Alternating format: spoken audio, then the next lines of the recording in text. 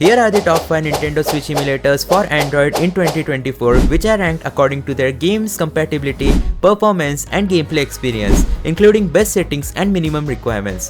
Let's get started. Alright, so on the number 5 spot we have the Yuzu Emulator Android Early Access builds. This is officially available on Play Store and it is currently one of the best Nintendo Switch emulators for Android.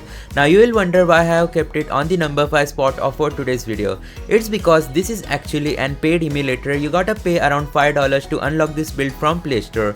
That's the main reason why I have ranked it on the number 5 spot, as this is actually the best emulator to help support the developers of Yuzu Android. Another reason why it's on number 5 spot is because it is supposed to be an early access build of Yuzu Emulator Android, though it doesn't really get any regular updates, so you gotta wait for a long time if you want any brand new updates for Yuzu Early Access. So unlike the Yuzu Emulator PC version, the entire point that it should be an early access build of Yuzu Android doesn't really make sense. That's the main reason why I have ranked it so low, but other than that, the performance which you will get even on low-end Android devices should be sufficient. The minimum requirements are Snapdragon 680 processor or above, 4 to 6 GB of RAM if you want to try out this emulator, and it is actually one of the most stable Nintendo Switch emulators for Android. And you will be able to notice that no matter what game you emulate, after the biggest update for Yuzu Emulator Android, the Yuzu NC builds, it doesn't really have any major graphical issues in most of the games, including games like Super Mario Odyssey, Super Mario Bros. Wonder, Pokemon Legends Arceus, Scarlet Violet, whatever game you'd like to play, you can emulate them without any graphical issues on this emulator. So let's move on towards our next spot, which is number 4, and that goes to Egg NS Emulator Android. Now the main reason why I am even considering Egg NS Emulator, even though it is a very fishy emulator and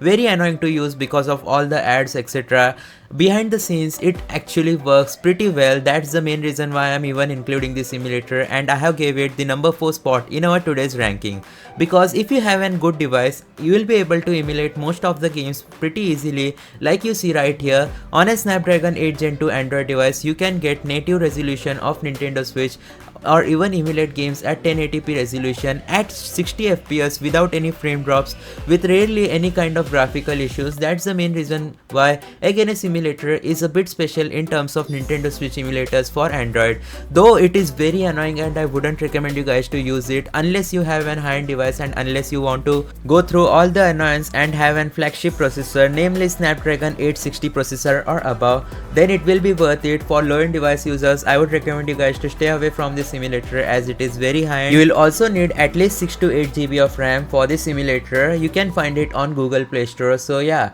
that was the Egg NS Emulator Android. Let me know in the comment section down below, do you guys use this emulator or not? If not, then which emulator do you prefer more? With that being said, let's move on towards our number 3 spot of this video, which has Skyline Emulator Purple Edition or Skyline Purple Emulator, which is an forked version of the normal Skyline Edge builds with additional settings and performance improvements, even including some of the Textman code from Strato Emulator Android. Now the main reason why I'm giving this number 3 spot is because it is pretty easy to use. Skyline emulators have always been one of the best Nintendo Switch emulators for Android, and if we talk about Skyline folks, then Skyline Purple has to be up there because it is pretty stable. It is also supported for low-end Android devices, so even if you have an MediaTek processor Android device, you should be able to emulate games like Pokemon, Let's Go Pikachu or Sword and Shield with at least 20 to 30 fps. So Mali GPU users, yeah, this is the emulator for you. So low-end device support is also amazing, but there are again those graphical issues which were present with the incomplete Skyline emulator. As I mentioned before, it is the fork of Skyline emulator, so obviously there will be a lot of graphical issues, bugs and texture glitches, which is to be expected. But if you get past all of those, and if you want a decent Nintendo Switch emulator for Android, which even works on most of the Android devices, takes only 2 to 3 seconds to load any sort of games, no matter if they are high-end or low-end, then you can go with Skyline Purple Emulator, though you won't get an amazing compatibility list compared to that of Yuzu or Egg NS Emulator Android. But on a large scale, most of the people have mid-range devices, so yeah, this is one of the best emulators to go with if you have a mid-range Android device. With that being said, let me move on towards the number 2 spot of our today's video, which is one of the latest Skyline emulator folks, that is known as Skyline Infinity Emulator. Now this emulator has a brand new UI. It also has some additional settings that were not present on on the normal Skyline emulator.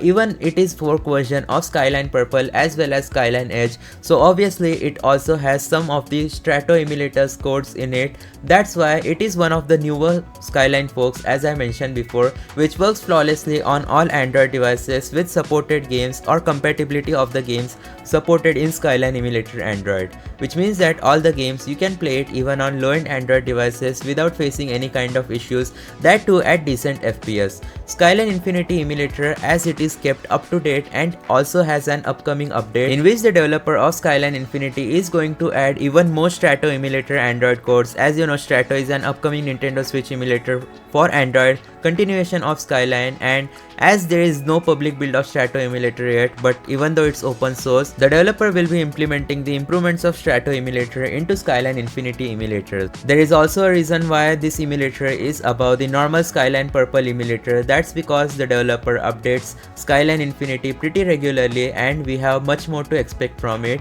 until the Strato emulator releases, and obviously it is the good old reliable Skyline emulator Android. What can go wrong? Obviously a lot of things if you try emulating brand new titles like Tears of the Kingdom, though you should be fine with Pokemon Scarlet and Breath of the Wild.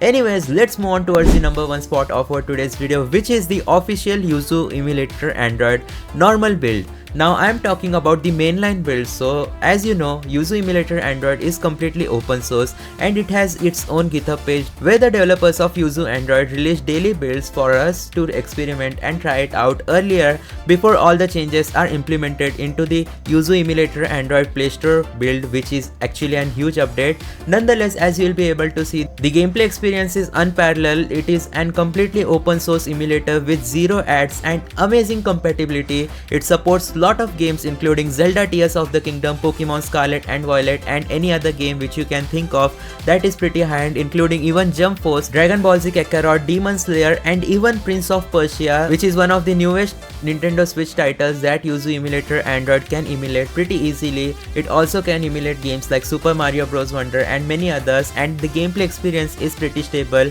though you'll need to have at least 4 to 6 GB RAM, Snapdragon 680 processor or above, though the only downside of Yuzu Emulator Android will be the fact that MediaTek processor Android devices aren't really supported for now in the simulator. So in future it is something to look forward to, and in my opinion, Yuzu Emulator Android, the normal build, is the best Nintendo Switch emulator for Android, at least in early 2024. We'll have to wait for the Strato Emulator Android's release to see if it can take the number one spot as the best emulator, but I doubt it because Yuzu Android is the king of Nintendo Switch emulators for Android.